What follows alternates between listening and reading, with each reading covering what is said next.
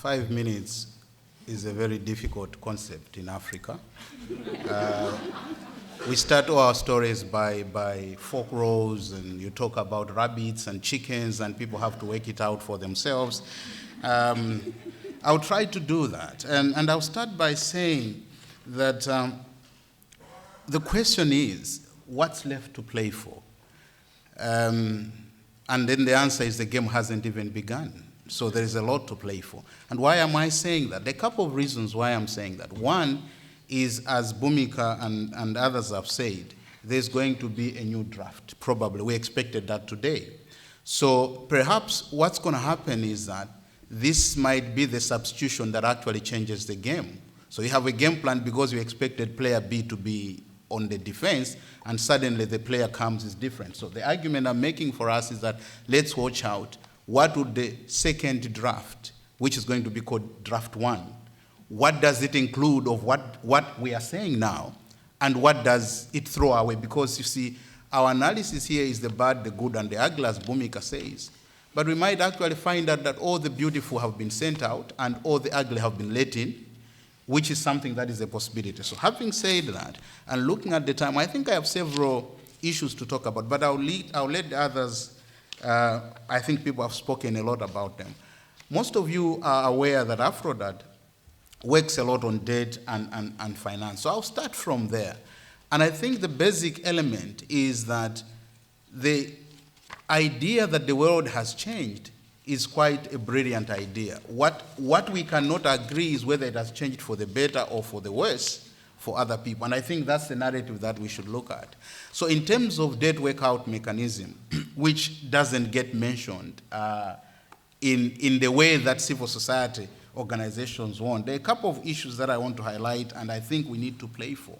One of them is what Bhumika has said, that the major argument is that they cannot agree to the UN tax, UN resolution on 3 reasons, basically. One is that for some reason, suddenly, we believe that expertise is the monopoly of one institution, which is the IMF, despite the fact that UNCTAD has worked on these issues for so many times, and they have expertise.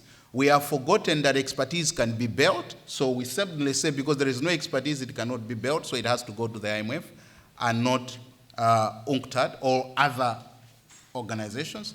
The other thing is that we cannot mention that because it came through a vote from Mexico, and then it is not a consensus element. And surprisingly, in the same document, there's a lot of mention to other things that we actually would argue. I mean, the OECD is not consensus of the world. It's a private grouping of a small group of people. But you see mention to that. There is the Bali trade issues that have been mentioned in the document. There is no consensus on that. So the argument that because there is no consensus, then we can actually fight it by pointing out that in the same document, there are a lot of things that we have said about consensus. The other thing that they will tell you is that we want the IMF because the IMF is the best place to be. But the question is, one, the IMF is not an independent player.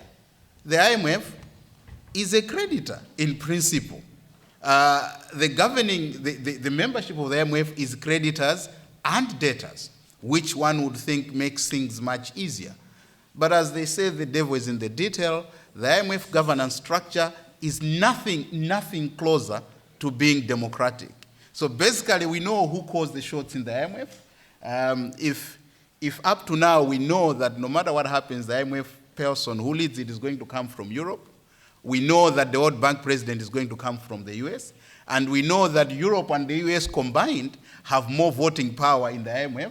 We know that whatever the IMF mechanism will have to be endorsed by this particular board. Then we can all redefine the concept of democratization. We can redefine the concept of representation to actually mean the few make the decisions and the majority take them. Like we say in my own country, that irrespective of what people say, the women make the decisions in the bedroom and then the men announce them in public.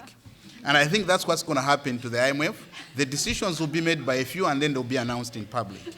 Going forward, the other thing that I think it's quite important and we have to play for it is the issue of illicit financial flows. And we had a meeting a few days ago in Norway where there was this idea that there are some destructive forces. I'm not going to mention the names, but there's this idea that when certain countries say certain things, they are destructive. When the same things are actually said by another group of people, they are very constructive. So you see that the characterization of certain countries in the G77, if they say it, then they are destructive. They want to derail the process. If it is the US, if it is Britain, then they are very constructive, they are very forward-looking. And I think we should avoid that going forward in the debate. That's the politics that we should actually deal with. Because on the illicit financial flows, a lot of money is actually going out, and we are here calling for domestic resource mobilization. As Ambassador has said, that there is a lot of money within country. And at the same time, we are not trying to plug and get a commitment to make sure that the money that has been raised in that country doesn't leave the country. And there was a suggestion that they made, they said, no, but you see, you guys, I think in the area draft ambassador might be aware of that there was a proposal that some people are supporting that actually said, we needed a simple proposal like, cut down illicit financial flows by 50% in 2030. And I'm saying the ambitious is too little. This money is illegal in most sense. It's not all illegal. And you are saying, let us for now legalize the stealing for 30 years and cut it by half. And I think that's a very, very ridiculous way of looking at it. So there is a lot to play for in this particular debate, and we need to be very careful about that. The other element is about the tax body. And I think this is quite important that we need the role of the tax body has to be much higher than what we are, especially the UN tax body, because now, what do we have? We have all the regulations decided and agreed by the OECD. We know that most of the multinational corporations' head offices are on the OECD. We know that a lot of the loopholes that actually give the transnational companies loopholes to actually do illicit financial flows are designed or are contained or constrained or aided by the double tax agreements, which actually most of the countries that signed them use the OECD model, which is what it was before the UN actually adopted it. And then we allow the same body to actually do that. And it reminds me of something that I'll finalize on that. It's important when we call for capacity building, because a lot of the things say we should build capacity. But I'll give you an example. The example of capacity building is that I'll not mention that DFI, but there is a DFI that actually is giving training to negotiators. These are trade negotiators from developing countries. So this DFI gives money to consultants who train the negotiators, who then will come and negotiate with their own officials. So it tells you that what they are training you to these people who are training you how to negotiate with us, you will tell them what they should negotiate with you. So in public, the capacity has been built. In private, you've actually just taken over the opposition, because now they have the capacity to negotiate, but everything else they negotiate is what you want them to agree to in the first place. So there is a lot to play for. We haven't even gone into extra time. We are not even still in injury time, not even half time.